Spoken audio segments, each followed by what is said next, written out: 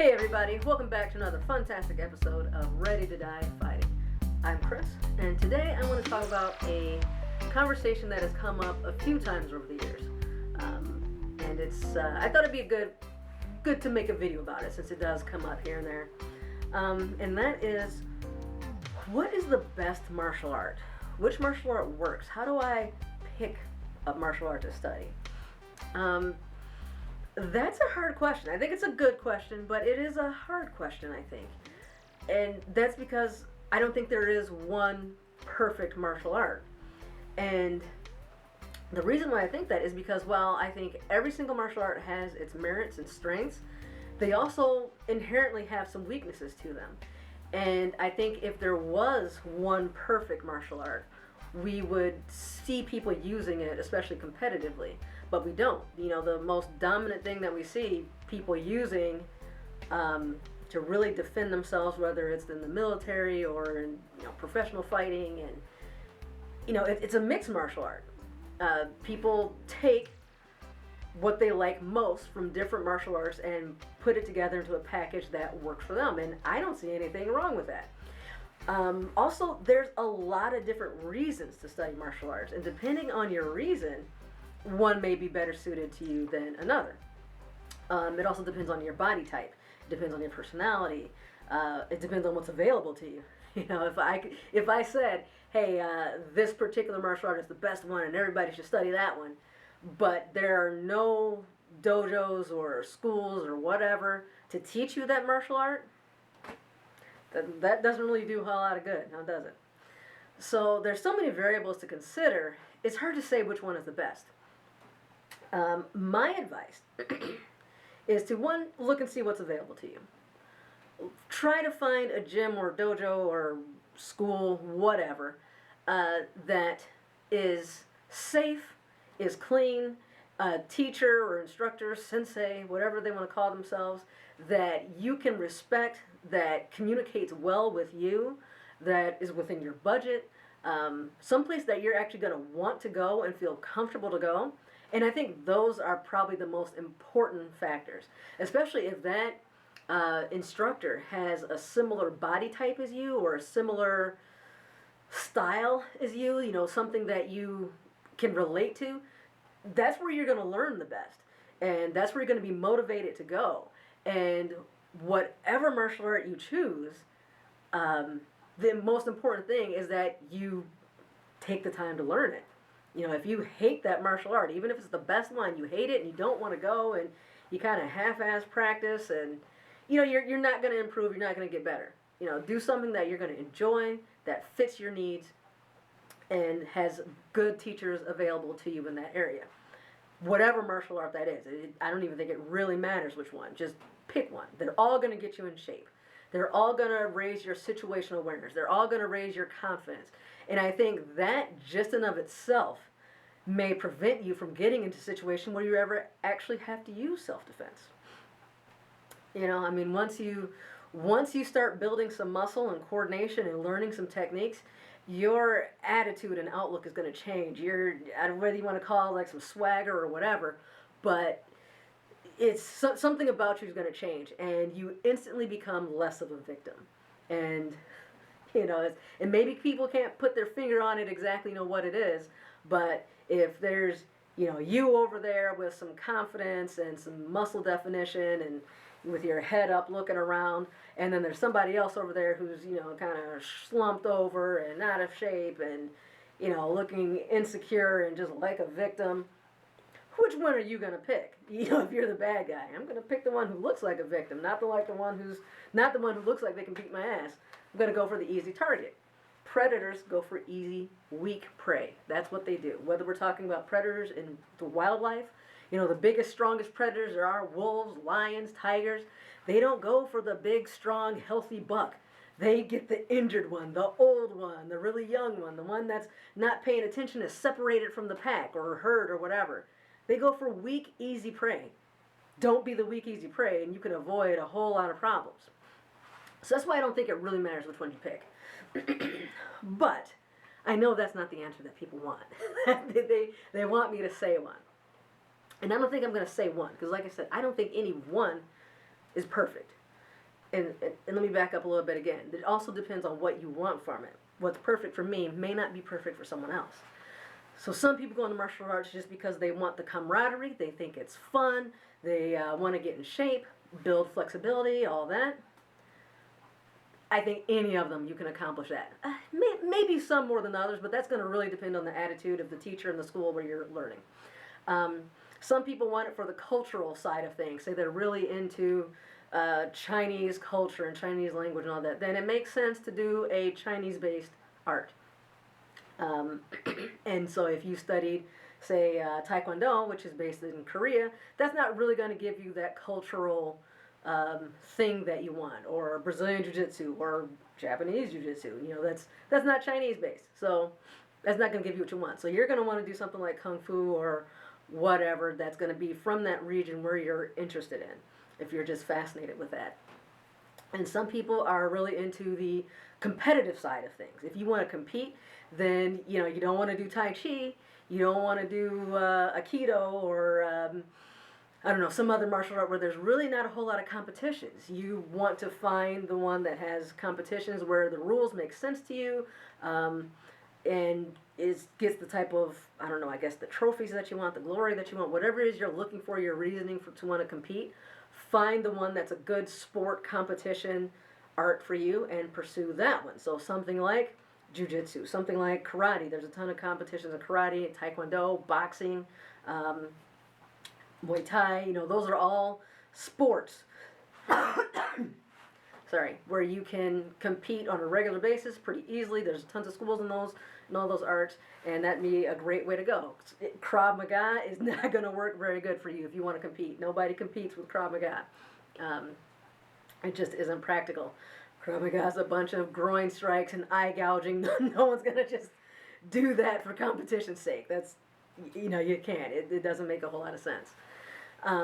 And then there's the military people and law enforcement and people who really are self-defense minded and have no interest in sport. They're not interested in the culture. They just want to be able to maybe say get some moves to be able to defend themselves quickly and effectively. It doesn't have to be pretty or fancy or anything.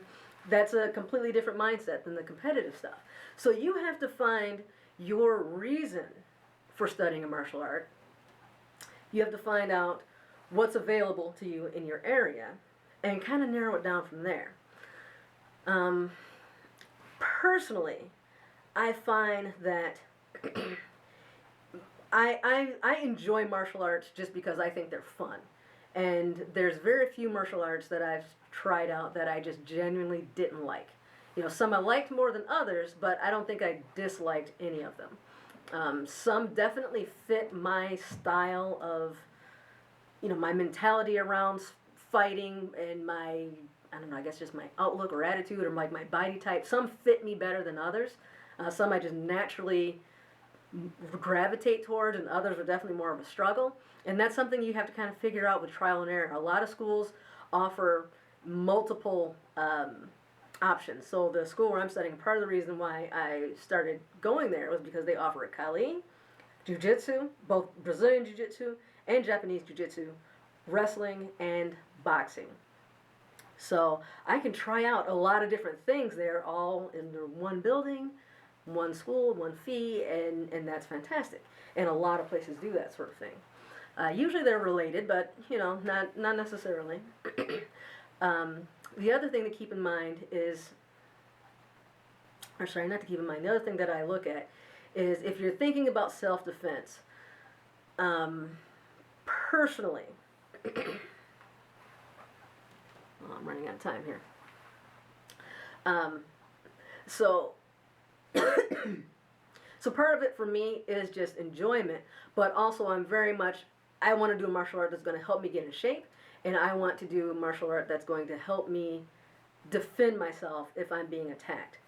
And I think in order to do that, I think MMA has really got that down. Like, they figured it out. And what they're doing, I think, is working. So if I was to recommend one, I can't recommend one, but I can recommend a combination.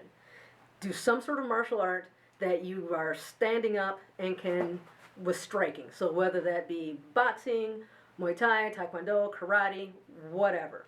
Something where you're kicking, punching, something along those lines to defend yourself while you're standing up. Some I think are better for self-defense than others. The ones that are full contact and pressure tested, meaning you do a lot of live sparring where you're actually hitting a person, not just a bag or a pad or mitts or anything like that, where you're actually hitting someone and they're hitting you back, even if it's low force, but you're pressure testing it. You know, does this work against an actively, lively, resisting opponent? Boxing is great from that. I mean, from day one, you put on some boxing gloves, they teach you how to punch, and chances are you're hitting a moving target. Even if they're just holding pads, and a lot of times when people are holding the focus mitts, you know, you're punching that mitt, but then they're also swinging at you, not real hard, not trying to really hurt you, but you're getting to have to move. The person is moving their feet, and it's almost like a real fight, kind of, but it's very safe. And so you're going to learn that very early on. And you're going to get really good at that. Whereas opposed to when I was learning Taekwondo, it was almost all standing in one spot, just kicking the air. Or maybe kicking this little pad that they held, like kick that over and over again. Kick a board, kick a bag. Not a whole lot. We did do some sparring, but not a ton of it. And when we did spar, it was like a point-based thing. So, you know, you're sparring. If I kick and I hit you, point for me, stop, start over. Do it again. And that's not realistic. You don't hit somebody one time and then start over in a fight. You know, it's going to be much more like boxing. So I recommend something like boxing or Muay Thai, because those two are both very pressure tested. You're going to be hitting moving targets pretty early on and get good at that. Those would be my two choices. Then the downside to those is you don't really get on the ground with them. So if most fights are going to start standing up. A lot of times people are going to try to get you down on the ground. So you need to learn how to either throw people on the ground or how to control them or get away, get comfortable on the ground. And jiu-jitsu is probably the best one for that. Judo is also a great choice. Just like American wrestling is going to be a good choice as well. I would say any one of those three. I would probably put jiu-jitsu as the highest of those, but it's very... I don't feel like you can go wrong with any one of them based on what's available to you and where you feel comfortable. If there's a school that's crap, but it's judo, and then the other one's jiu-jitsu, but they're a lot nicer and better placed, then do the jiu-jitsu, or vice versa. You're not going to go wrong with either one. Try it out. And then I would add, in addition to those two, personally, I would add something like Krav Maga, or Kali, or something that is more just very functional. And I really like Krav Maga in particular because Krav Maga, in my opinion, more so than any other martial art, teaches aggression. I think Dewey Ramsey described, I think the way he said it, he's like, it teaches you to go towards the danger and be the danger. And I would say that is very, very true of my experience with Krav Maga. I don't think I personally needed to really learn how to turn on that aggression, but a lot of people do. And it's really cool the way Krav Maga can really kind of push that stress, I guess, instinct, and get you it kind of teaches you to turn on that killer instinct, I think, more so than any other martial art that I've ever studied. And I think if you even only do Krav Maga for a little while, a few months, it's well worth it to do that and learn that from there. Krav Maga is also really good for weapons defense. Like if you have a knife, somebody's attacking you, they do a really good job, I think, of teaching you how to defend yourself against that knife. The last one that I'd highly recommend, is Kali. That one's a very complete martial art where you can learn wrestling, or not wrestling, but grappling, armed, bladed weapons, strikes. It is a pretty much a whole package. I'm reluctant to say I would pick that one over all of them if I was going to pick one and say that was the best, but it's pretty close. It's pretty close. I might say that. I don't want to say that, but I just might say that realistically. But don't take my word for it. Go out and try some gyms. A lot of places will let you do a trial of a day or a couple days or whatever before they make you sign up. If they don't offer that, then it's probably a shit school. Don't go there. Everybody lets you try it out at least once or twice before they make some kind of commitment from you. Try it out, see what's there, see what you like. Additionally, I'm going to spend the next few weeks and maybe even months kind of focusing on different martial arts. I'm going to try to talk to different people who are more experienced than I am in these different arts and styles, because I've dabbled in several, but I wouldn't say I'm a master of any. I certainly don't know them the way people have dedicated their lives to them would know them.